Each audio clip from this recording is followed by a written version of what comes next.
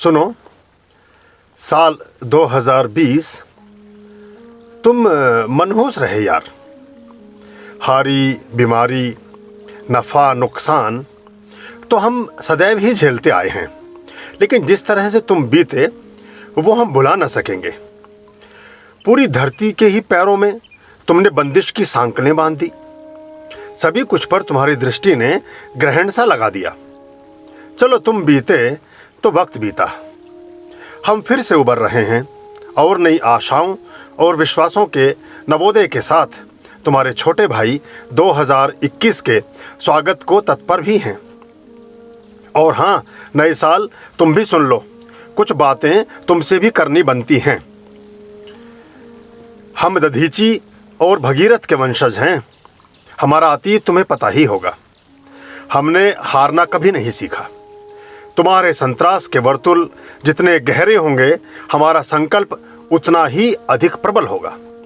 हमने थकी हारी और पराजित मानसिकता को सदैव एक शीतल मधुरिम छाया प्रदान की है। हमारी रगों में उपनिषद और वेदों की ऋचाएं प्रवाहित हैं। हमारा समग्र अस्तित्व सदैव ही नव उन्मेष के सुरभित धागों से परस्पर गुथा हुआ है। हम मनु और भरत के बच्चे हैं, जिनकी परवरिश छुटपन से ही शेरों के दांत गिनने से हुई है।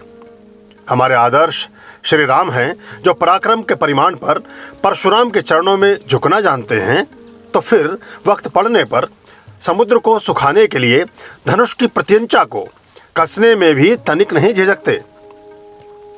हम मानते हैं कि हमसे भी बहुत सी भूलें हुई हैं। हम उनके लिए अफसोस से भी भरे हैं। यथासंभव सुधार और प्रायश्चित को भी कृत संकल्प हैं।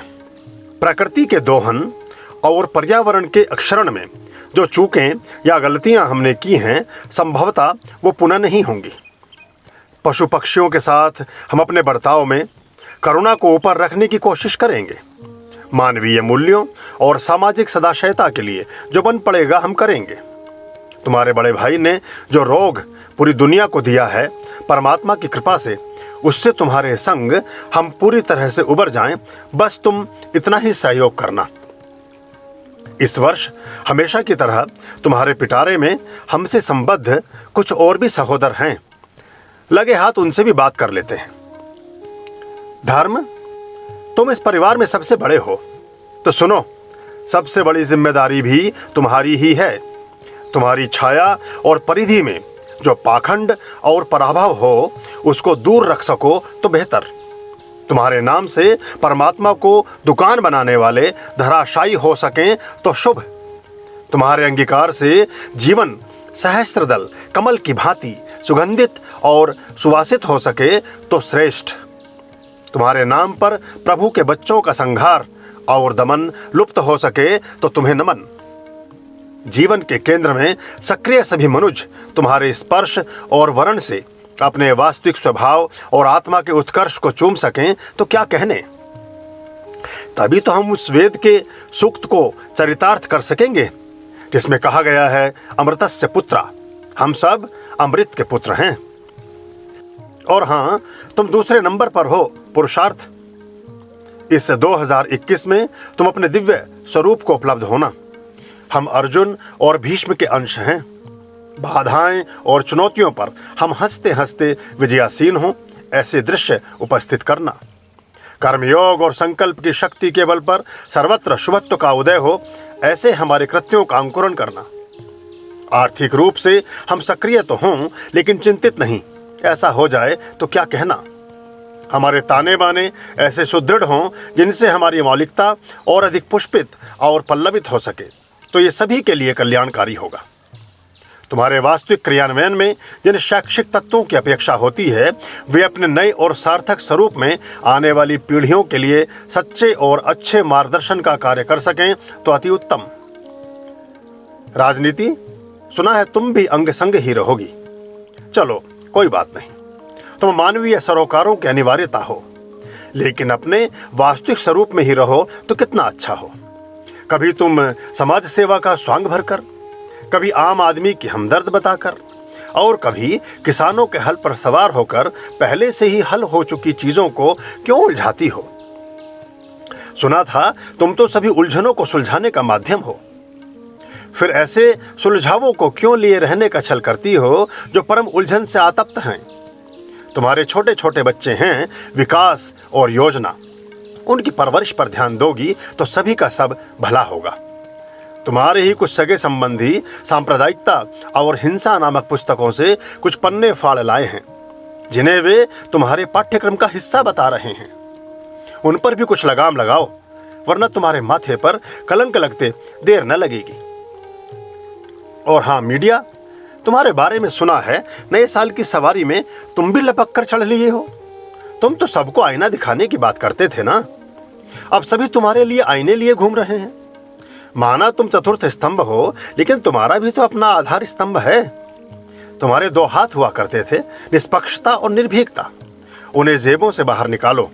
सामाजिक उन्नयन और सभी के कल्याण की तुम्हारी ध्वजा इससे पहले कि तार तार हो जाए तुम ही उसे नए रंगों और सज्जा से आपूरित करो। और हाँ सरस्वती पुत्रों, सभी लेखकों और कलाधर्मिता को समर्पित प्रतिभावान संयोगियों, तुम फल पर ही जा टिके। तुम्हारी थाती तो गीता रही है। कर्म के धूल धूसरित बस्ते को झाड़ो पोंछो और अपनी सृजनात्मकता की अजरस श्रावणी गंगा की निर्मल धारा को बहने दो। यही समूचे जन समुदाय के लिए श्रेयस्कर होगा। तभी तो सिद्ध हो सकेगा सुजलाम सुफलाम मलयज शीतलाम।